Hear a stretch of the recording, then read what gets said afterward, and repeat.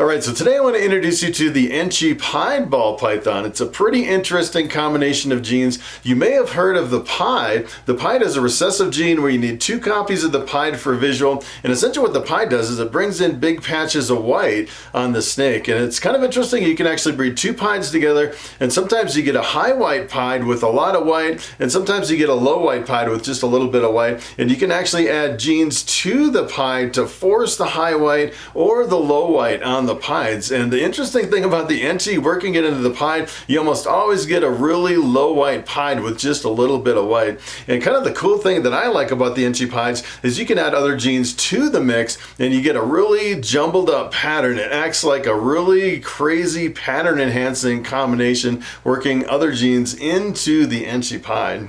So today I want to jump over the internet and I want to show you the potential of the Enchi pied ball python. Alright, so I want to jump over here at Morphmarket.com and I want to start with the pied by itself without any other genes in the mix. This is what one version of a pied looks like, and I'd say this is a pretty high white pied. As a matter of fact, this one's pretty unusual because mostly if you have a little bit of color on the pied, usually it has most of the color right on the upper third or the upper half of the ball python. Usually most of the white is on the bottom part. Well, this one's kind of interesting because it has color lower on the snake and it has the white coming up all the way almost to the head, which is kind of unusual. And if you actually breed 2 pieds together, a lot of people say you really can't breed for the high white pied or the low white pied. You breed any 2 pieds together and you kind of get a random mix of the high white and the low white in your offspring. It can be pretty unpredictable. I'd say probably my favorite is about 50-50 with 50% white and 50% color. And you can actually force a high white pied or a low white pied. So for example, you can actually take spider and work it into the pied to make the spider pied. And the spider pied, essentially what that is it has color just on the head and the rest of the snake is completely white. And some of the spider pieds are actually completely white, even the head, which is kind of interesting. And you can actually take Russo, work it into a pied, and the Russo pieds are a really high white pied, but kind of the interesting difference between the Russo pied and the spider pied is when you actually make the Russo pied, the color's not just on the head, it can be just kind of random all over the snake. It can have a white head with some just random color, little tiny splotches of color throughout the snake, which is pretty cool. But if you want to make a low white pied, you can actually add Enchi to the pied. And I actually pulled up an Enchi over here, and the Enchi is pretty interesting. It's one of the most common genes in all of ball pythons, and I'd say when most people think of Enchi, they think of a pattern reduction gene, and usually it'll reduce the pattern sometimes into almost tiger stripes in some of your Enchis, and sometimes it's just kind of random, kind of almost like little blobs all over the snake. It's kind of interesting. The Enchi kind of changes the pattern. There's actually another gene that's really close to Enchi, and that is blade. And the blade seems to give you a little bit more tiger stripes a little bit more frequently than the Enchi. Both of them are pattern reducing genes. And kind of the cool thing about Enchi is not only does it reduce the pattern, but a lot of times it'll actually bring out a lot of your yellows and oranges in a lot of your combinations. So sometimes your Enchi combinations will be a little bit more brighter, especially in the orange color compared to the same combination without the Enchi. And I think it really depends on the line of Enchi. I think some lines of Enchi have a lot more orange than other lines of Enchi.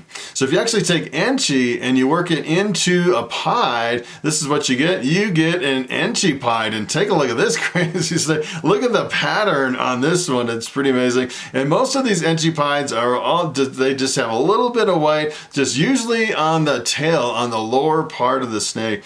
And kind of the interesting thing about this combination is it actually really jumbles up the pattern. Sometimes if you actually have like a pattern enhancing gene into the mix, sometimes you actually can't see it's there because the Enchi pied mixes up the pattern so much that it's hard to tell. So for example, if you actually tried to put leopard into the Enchi pied, sometimes you can actually see it because the leopard is a dark gene. Sometimes you can see it's a little bit darker, but a lot of times people put, this is an Enchi pied possible leopard because, the leopard really scrambles up the pattern, but the combination of the Enchi and the pied scrambles up the pattern so much that a lot of times you can't see the leopard in the combination. So take a look at this. So if you actually wanted to add other genes into the Enchi Pied, you can actually make some really stunning combinations. And essentially what you get is you get a similar looking snake as some of your standalone genes, except it's really jumbled up. And a lot of times it's a little bit brighter because of the Enchi, which is a pretty interesting effect when you're working in other genes. So this is actually the banana. And the banana is really visually dominant as far as the color. You mix banana with anything else, and usually you get a really strong banana look to it as far as the color. And if you actually take a look at the banana, some of these bananas look almost like normal ball pythons as far as the pattern on the side. I've actually seen some with a little like the Roswell gray alien heads on the sides of the bananas. It almost looks like someone took a normal ball python and added this really crazy banana color. So take a look at this. Here's what happens if you work banana into the Enchi Pied. Take a look at this. It's a pretty interesting effect. A lot of times you end up with a similar looking snake that looks almost like the original gene that you're mixing in with the combination, except the pattern is really jumbled up in a lot of cases. And sometimes you almost can't even tell it's an Enchi Pied. Sometimes you can't see any white at all on the snake. Sometimes I've actually seen some of these and you're like, what genes are in that mix to make such a crazy pattern with the banana? It's pretty amazing. So here is the pastel. The pastel works really good with the Enchi Pied. And essentially what the pastel is, it's a yellow gene, brings out a lot of yellow in your combinations. And the pastel can also jumble up the pattern a little bit. I'd say this one is pretty typical of your pastel. It can really reduce it. Sometimes you get kind of tiger stripes in some of your pastels. Some pastels look almost like a normal with the Roswell gray alien heads, and sometimes it's jumbled up a little bit. But here's what happens if you work pastel into the Enchi Pied. Take a look at this crazy combination. And the more you look at these, the more amazing the Enchi Pied really becomes, working it into other genes. It's pretty amazing. Essentially what this is, it looks just like the color of a pastel, enhanced a little bit from the Enchi, and then really scrambled up from the combination of the Enchi and the Pied. And a lot of these, you can't see hardly any white on these. It almost looks like little ringers on the bottom, which is pretty amazing. Here's another one that works pretty interesting with the Enchi Pied, and that is the Orange Dream. The Orange Dream is pretty interesting. It actually brings out a lot of orange color in your combinations, even more orange than a lot of your Enchis. So if you actually work it in with the Enchis, sometimes you can really bring out a lot of orange color.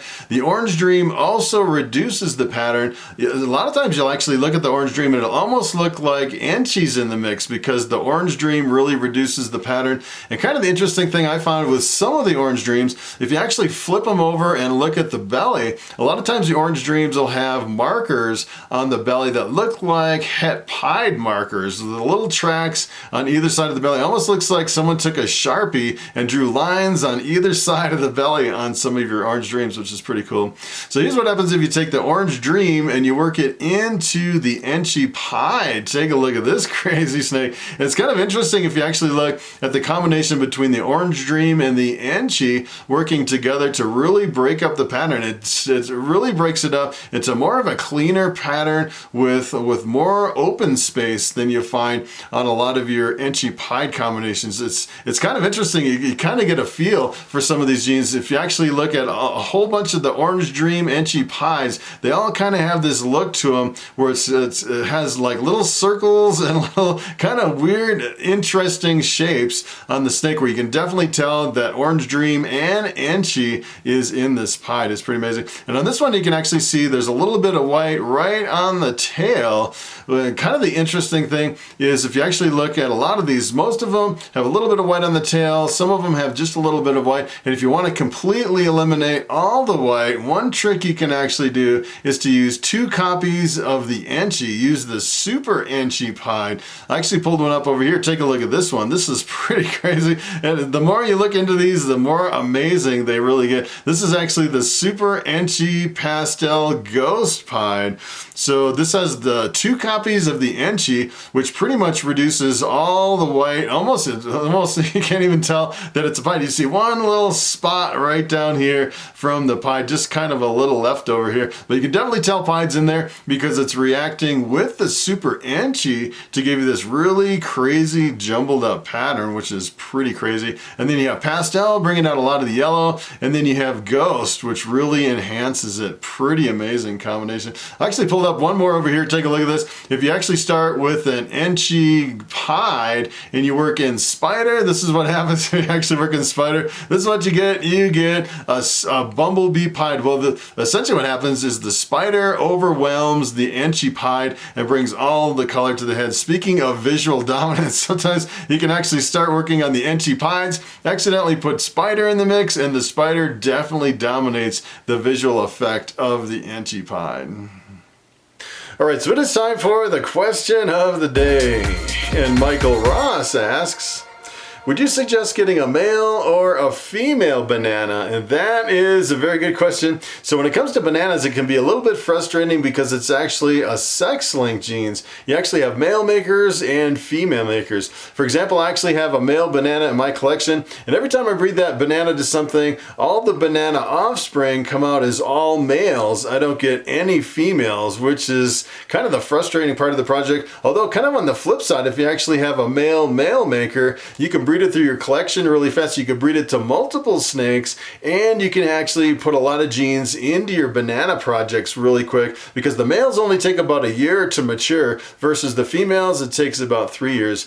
And if you actually start with the females are pretty interesting because the females aren't male makers or female makers. You'll actually get half male bananas and half female bananas when breeding a female banana. It gets a little bit confusing, but the problem is with the female, if you actually started with the female, all the male offspring would be female makers, and all those offspring would be females, and it would take 3 years for those to actually grow up and mature. So I'd say if you have males or females, it's a challenging project. Either way, as a matter of fact, I actually have a lot of genes in my collection here that are only in my male ball pythons. I bought a lot of really high-end males, and of course I would need a female banana to actually get those genes into my banana project. So I'm kind of stuck. If I was actually do it again, probably what I would do is I would buy a male and a female banana at the same time. That way you can work it through your collection really fast with the male, with the producing all the males from the male maker, and you can work other genes into the female that you normally couldn't work into your banana project.